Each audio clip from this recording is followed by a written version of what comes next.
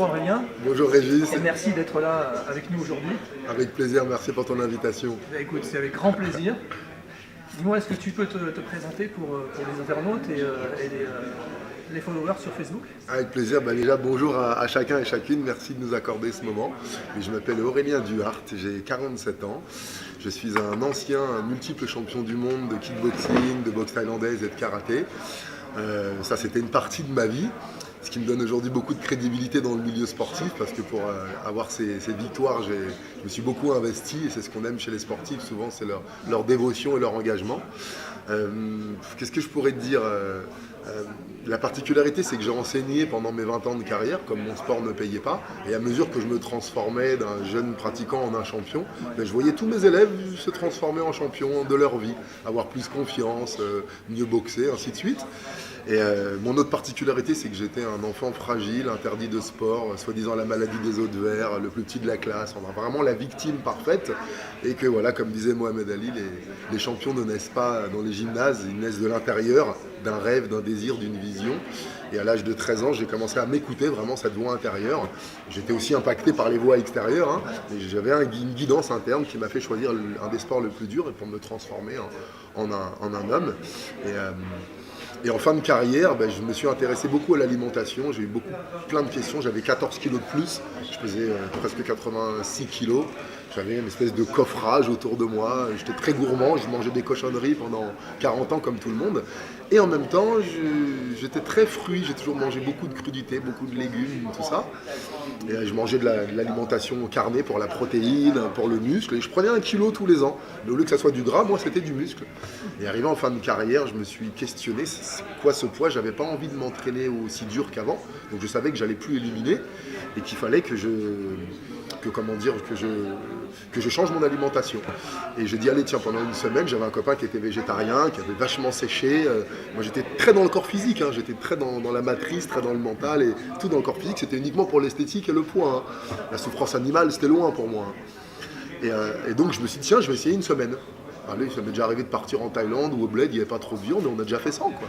Donc, je vais essayer une semaine. Et là, j'ai perdu 7 kilos. Ah ouais.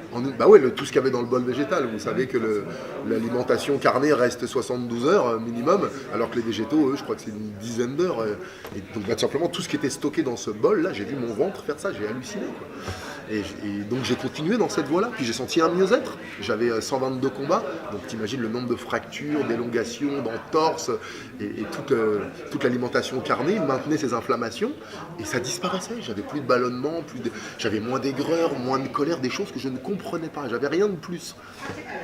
Et là, je me suis dit, waouh, on tient un truc de fou, quoi. Et comme en même temps, je m'intéressais à la spiritualité, j'ai eu cet éveil, cette prise de conscience à 41 ans, qu'est-ce que je vais faire de ma vie?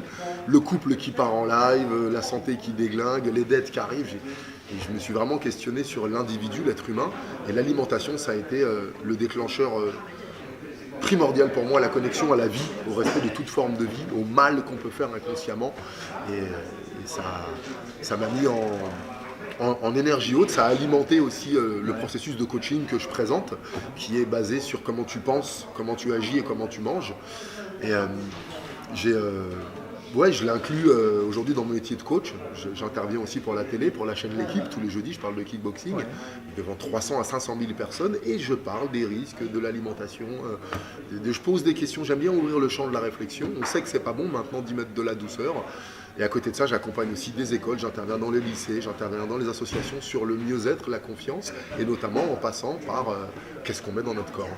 D'accord. Donc, t'aimes pas forcément qu'on te colle une étiquette, on a discuté un peu tout à l'heure, si j'ai bien compris. Ouais. Mais on peut dire finalement que tu es quelqu'un de vegan. Exactement. Voilà, puisque tu ne manges pas, mais tu ne profites pas, entre guillemets, tu n'exploites pas une autre personne. Voilà, tant que je peux vivre sans exploiter une autre vie, que ce soit une vie humaine ou une vie animale, on peut très bien être végétarien et exploiter son prochain. On en parlera du contrôle, comment chez les militants, souvent on peut cacher nos colères internes et nos propres histoires à trouver un salaud à accuser. Que tu accuses le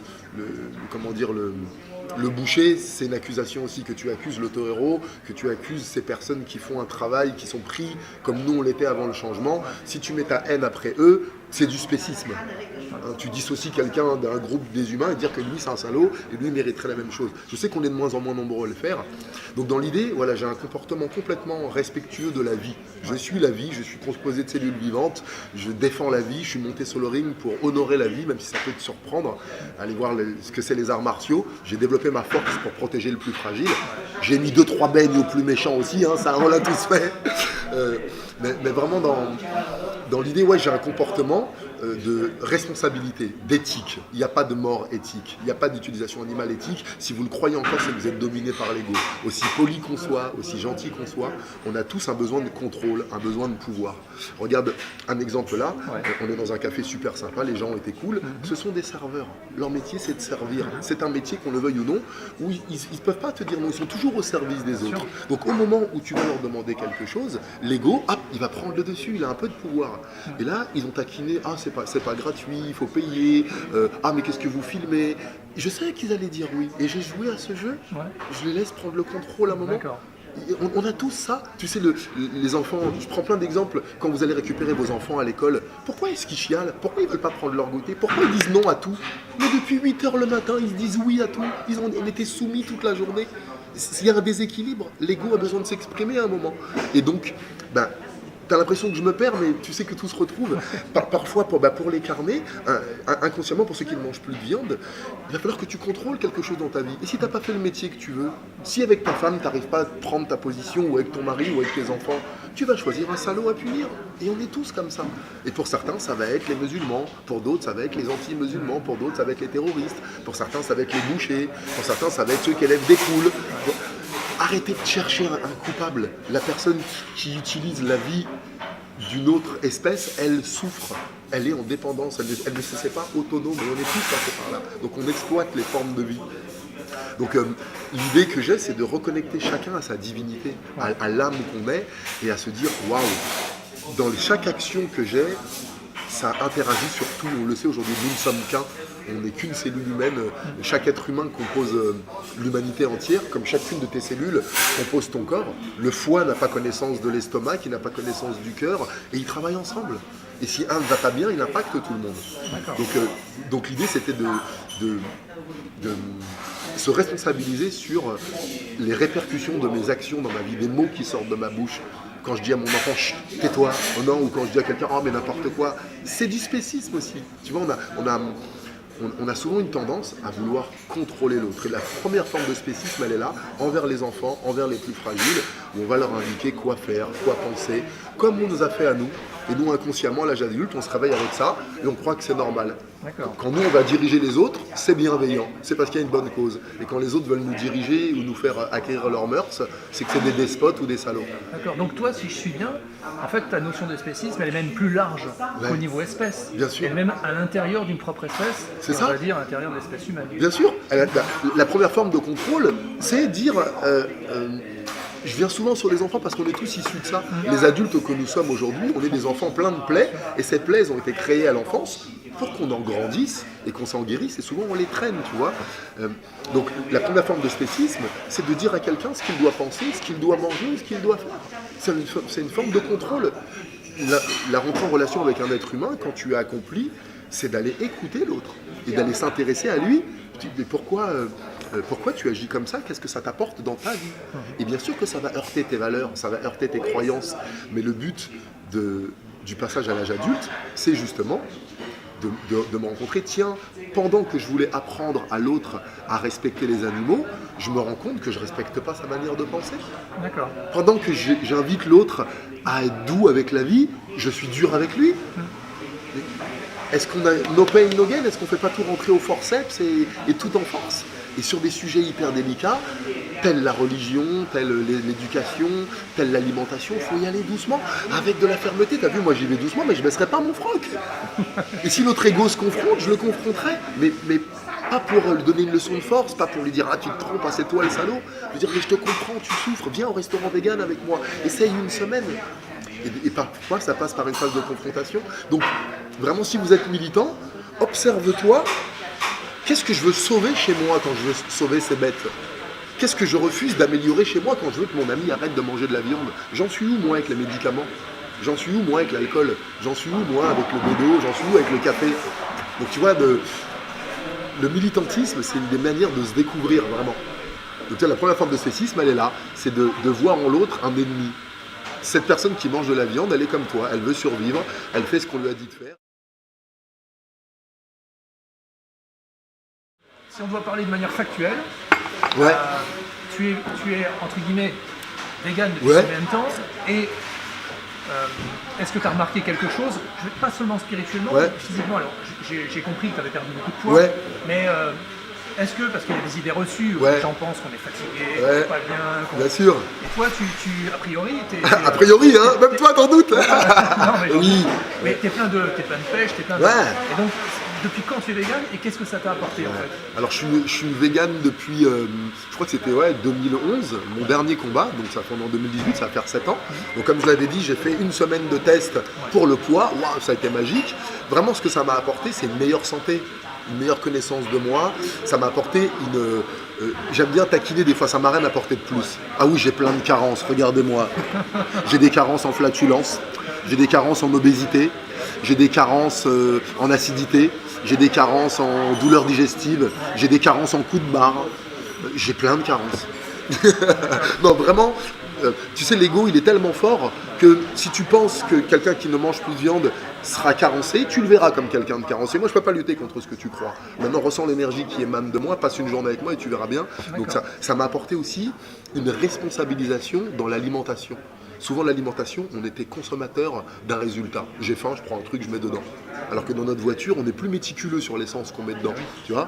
Donc, c'était l'idée. Je me suis dit, waouh, mais en vérité, on pourrit notre corps avec n'importe quoi. Et ça m'a rendu responsable d'aller chercher des produits, d'aller m'intéresser, de voir de nouvelles recettes. Ça m'a rendu curieux. Ça m'a permis de rencontrer des nouvelles personnes. Donc, ça, c'était très chouette.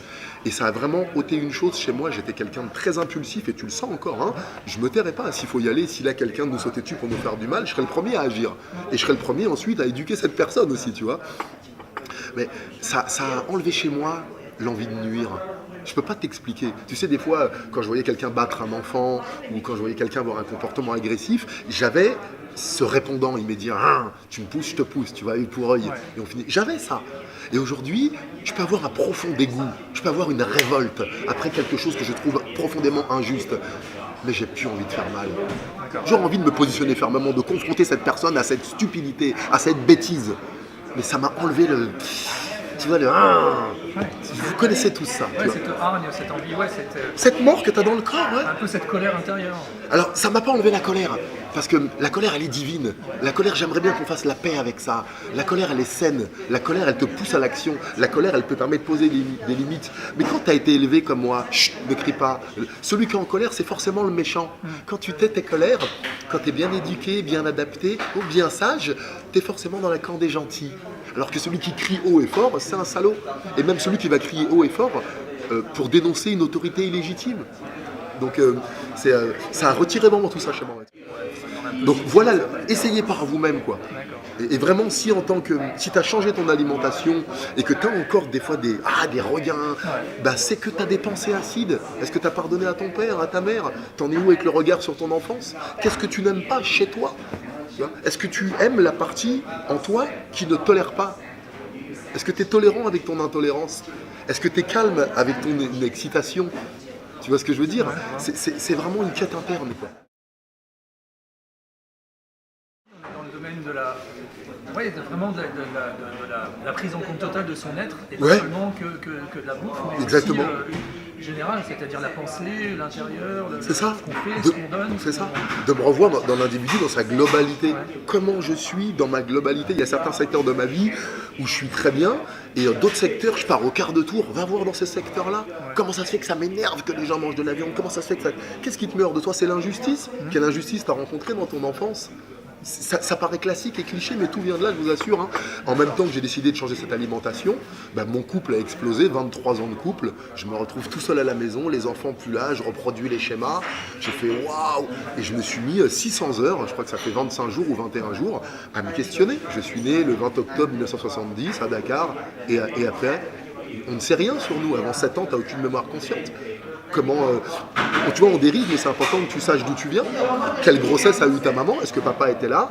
Qu'est-ce que tu as vibré dans le ventre de ta mère? Quels ont été les premiers signes que tu as eu dans ta petite enfance? Est-ce qu'on t'a valorisé? Est-ce qu'on t'a encouragé? Est-ce qu'on t'a dit que la vie était belle, que tu allais y arriver, qu'il fallait avoir confiance?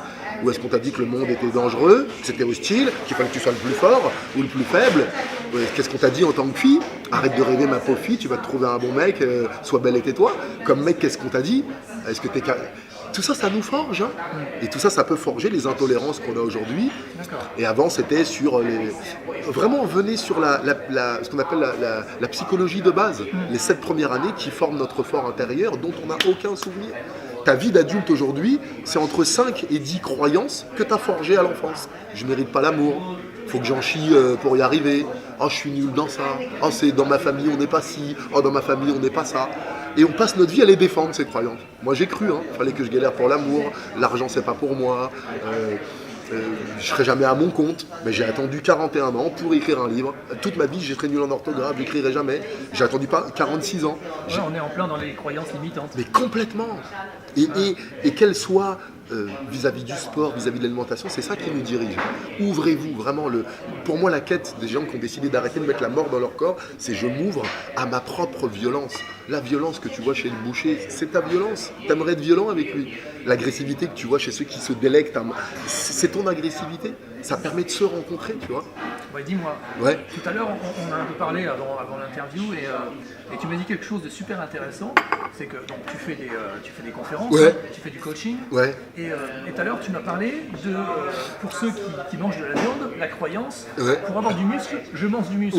Et tu en arrives à des exemples très intéressants et auxquels je n'avais pas pensé. Est-ce que tu peux me Oui, avec plaisir. Là, je vous invite pour ça. Je me suis beaucoup inspiré de Gary Yourofsky, qui est un super activiste. Allez voir ses vidéos. Il y a une conférence que je lui ai pompée de A à Z. Je n'ai pas honte de le dire. Et vraiment, j'utilise ces arguments parce qu'ils sont pertinents. C'est ça la particularité d'un sportif, c'est que je vais écouter quelqu'un, je vais utiliser. Donc en gros, la force, toute victoire acquise dans la force est de courte durée. Convaincre, écoute bien le mot, convaincre. Con ce que je pense de toi et vaincre ce que j'essaye de faire. Il n'y aura aucune utilité. L'important, c'est de confronter la stupidité de l'ego. Quand je mangeais de la viande, j'avais autant de croyances stupides qu'aujourd'hui j'en ai pour défendre le fait que j'en mange plus. Et la première croyance qu'on a, mettez-vous en relation avec la personne qui mange de la viande, c'est ton ami, c'est ton frère, c'est ta sœur, vois les points communs, vous avez joué, vous pleurez, remettons en lien avec lui, revois la personne, revois ses potentiels avant de voir ses limitations. Ne va éduquer quelqu'un que si tu vois un champion. Si tu vois un crétin, tu ne vas pas l'éduquer. Donc Gary, en gros, il dit, pour te connecter à l'autre, utilisez l'humour. Alors en gros, pourquoi est-ce qu'on mange de la viande? Alors, on va dire, pour avoir du muscle, pour être fort. C'est pour ça, on mange du muscle pour avoir du muscle. C'est intéressant. Donc, si on prend la même logique, donc pour avoir des beaux cheveux, qu'est-ce qu'il faut manger? Des cheveux? Ça paraît moins évident là. Et pour avoir des belles dents, qu'est-ce qu'il faut manger alors? Des dents. Et pour avoir des beaux ongles. Donc ça n'aurait pas de sens. On nous a fourvoyés. Et que mangent les animaux dont on mange le muscle? Parce qu'ils sont balèzes. Les herbivores. Que mange le bœuf? Que mange le taureau? Que mange même le gorille, le dos argenté? Que mange le cerf, le buffle? Tous ces animaux magiques énormes, pleins de muscles. Ils mangent des protéines végétales. Et nous, on va filtrer notre alimentation par le corps d'un autre. Ça n'a pas de sens. Donc j'ai plein de taquineries comme ça, tu sais. D'accord. Donc c'est de mettre de l'humour, tu vois. Mais l'humour, c'est intéressant pour faire passer un message. C'est la décontraction de l'intelligence. Ça reste. Oui, l'exemple et l'humour, ça reste. C'est ça. Un exemple concret pour décrédibiliser la stupidité d'une croyance et surtout la remplacer. Tu vas dire, voilà, moi j'ai pas de solution pour toi, mais ça n'a pas de sens et j'y ai cru aussi. Il y a un truc qui est chouette, c'est de vous joindre à eux. J'ai pensé ça et encore aujourd'hui, je suis tenté pour y aller. Tu vois, et c'est de nous mettre en lien. C'est parce que la personne nous sent en lien qu'elle optera le changement et que peut-être elle sera convaincue, elle sera impactée, motivée par les effets bénéfiques dans mon corps. Donc en entreprise, je leur dis des fois, voilà, je fais ça, je dis voilà, j'ai 47 ans. Parlez-moi d'alimentation. Il y a du muscle sans muscle, enfin sans muscle extérieur. Sans excès, voilà, sans excès. Donc voilà, l'humour et l'exemplarité, invitez-les dans des restaurants véganes, débarquez chez eux avec de la crème chantilly, faites une recette, je vous assure que... Faites fi de ces quelques minutes. Est-ce que toi-même, si je te disais, tiens, tu peux être riche dès demain en arrêtant ton travail, est-ce que tu me dirais, Aurel, je te crois et je pars tout de suite? Non, tu douterais, tu serais sceptique, et c'est normal, il y a des résistances. D'accord. Et on va revenir sur une notion importante, tout à l'heure on en a parlé, c'est le spécisme et la lutte contre le spécisme.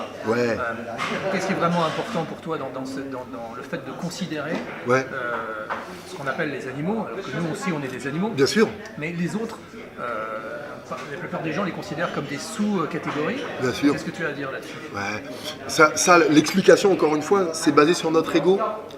Tu sais, la vie, tu as deux directions dans la vie. Soit tu es mu par tes peurs, et donc tu es dirigé par ton ego, et c'est pas mal, c'est une phase de la vie, jusqu'à l'adolescence. Et le passage à l'âge adulte, c'est dire, voilà, je ne suis plus dominé par mon ego et par mes peurs, je vais être motivé par mon élan intérieur, et je vais rencontrer ces peurs.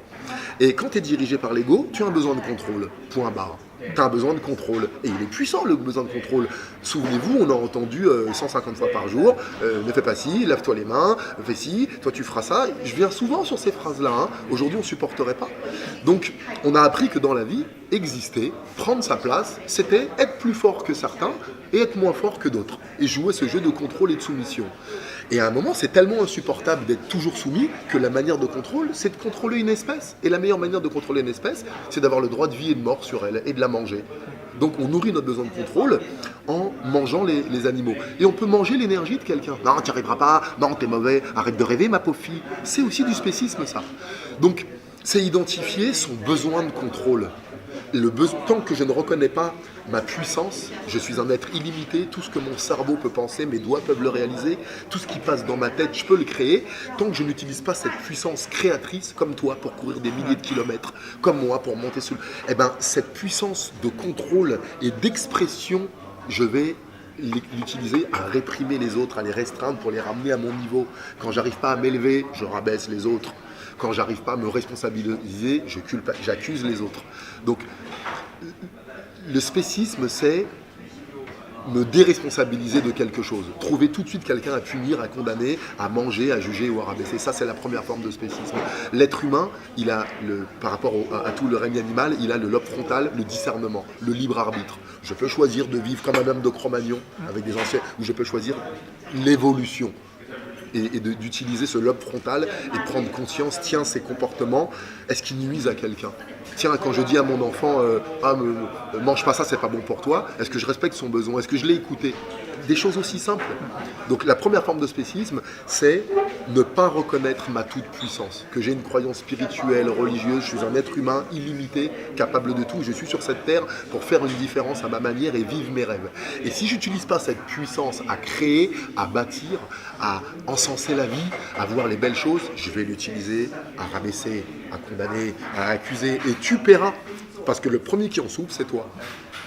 Donc, je ne sais pas trop si ça répond à ta question, mais la première forme de spécisme, c'est ça, c'est de voir toute vie comme digne d'avoir l'existence qu'elle a choisie. Ouais, d'avoir la possibilité de vivre sa vie, de mourir de sa mort naturelle, si on peut dire, et sans être exploité, sans être rabaissé, sans qu'on soit supérieur. Parce que, c'est ça. Ce que les gens oublient, c'est qu'on est des animaux. Et bien sûr. Quand on a déjà assimilé ça, on comprend le reste. C'est ça. On ne va pas tuer, exploiter les autres parce qu'ils sont comme nous. Ou différent, ça n'a pas de sens. Oui. Et tu vois, Pierre Rabhi disait une super belle phrase, il disait, vous pouvez être végétarien, écolo, ne pas utiliser de plastique, avoir utilisé l'énergie libre et exploiter votre prochain. Prends le temps, le contrôle, les enfants n'ont pas à obéir et tu n'as pas à obéir, on s'est fourvoyé complètement. Et donc revenez vraiment sur les bases de l'âme qui est autonome, qui est libre et qui ne supporte pas le contrôle. Et à contrôler les autres, des fois, la première chose que va faire un enfant sur qui il y a trop de contrôle, il va se remplir de sucre. Ou nous-mêmes, quand on a trop de contrôle, trop de pression extérieure, on va se remplir de sucre ou de végétaux. Moi, je peux bouffer une mangue aujourd'hui, un melon. Hier, j'ai invité des amis à la maison qui ont une autre vision des choses. J'ai ouvert mon cœur, j'ai ouvert ma maison.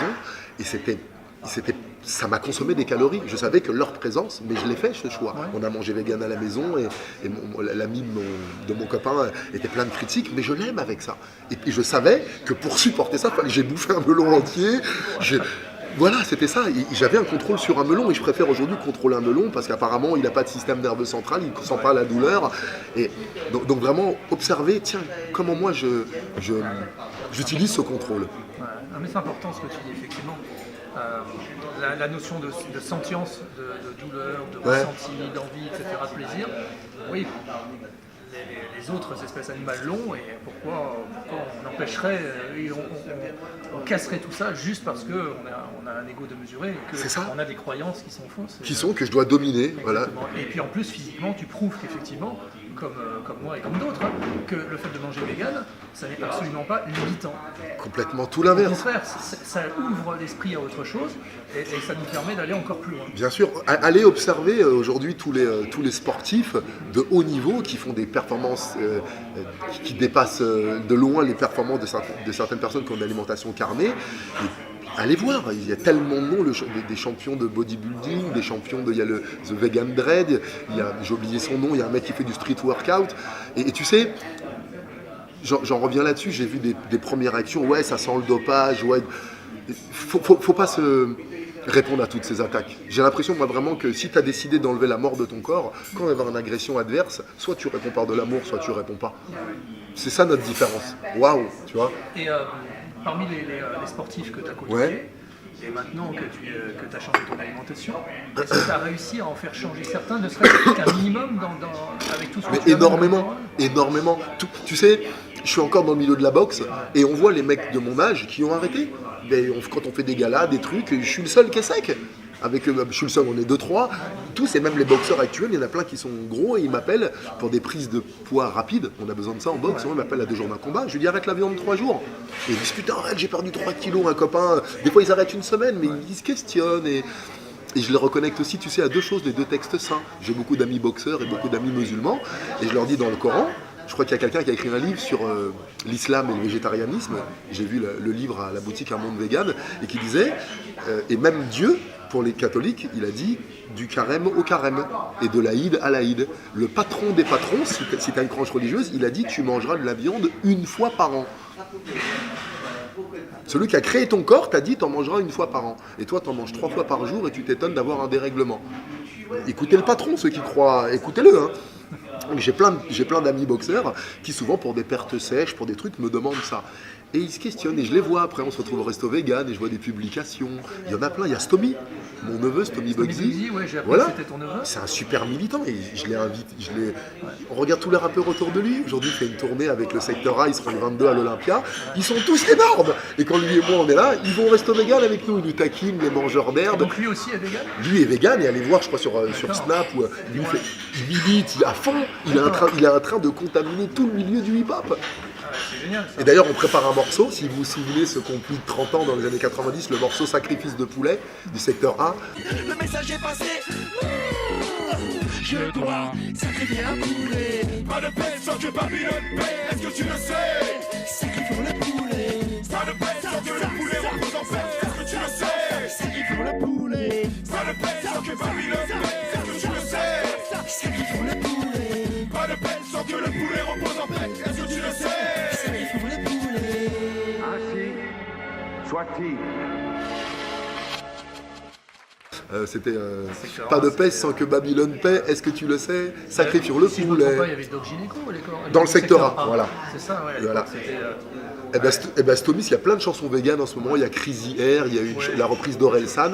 Avec Stomy, on va reprendre le morceau Sacrifice de poulet et on va l'appeler Fous la paix au poulet. Et ça, c'est prévu quand? C'est prévu bientôt parce que là, il est très occupé par la tournée. Ce sera après le mois de mai.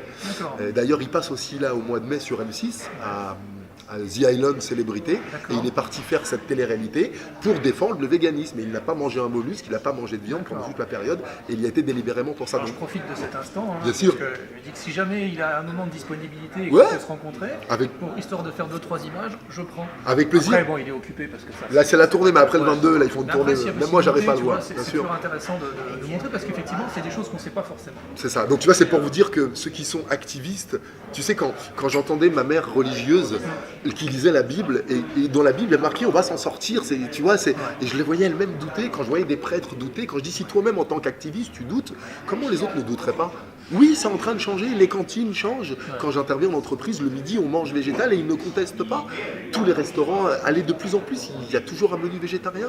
Arrêtez de douter. Si toi-même t'agis ça, t'as changé ton alimentation, et quand tu rencontres quelqu'un que tu doutes, comment tu veux le motiver à changer? Quand 2 êtres humains se rencontrent, l'un impacte l'autre. Arrêtez de douter, ça a marché dans ton corps. Vous voyez le niveau de confiance bas qu'on peut avoir? Montez votre confiance en vous, soyez sûr, c'est la meilleure des alimentations, la plus saine, la plus respectueuse. Il n'y a pas besoin d'argumentation. Et oui, et bien voilà, je te présente Un autre regard sur, c'est un petit livret, un recueil de 5 textes que j'ai écrits sur les relations hommes-femmes, l'amour, la sexualité, l'argent, l'éducation, l'alimentation, pour trouver un peu d'espoir, de bien-être, un peu de hauteur sur ces situations du quotidien. Et tu peux le trouver sur The Book Edition, Aurélien Duhart, et il y aura le livre. Merci. Merci Aurélien. Et d'ailleurs, c'est pour toi, hein, petit cadeau, je te le dirai tout à l'heure. Génial, merci pour beaucoup. tout, et puis c'était vraiment sympa. Et on se reverra parce qu'on a encore plein de choses à avec se plaisir. dire. C'est super agréable de t'écouter. Merci encore Aurélien. Merci à toi. Merci. À bientôt. À bientôt. Ciao les amis. Ciao.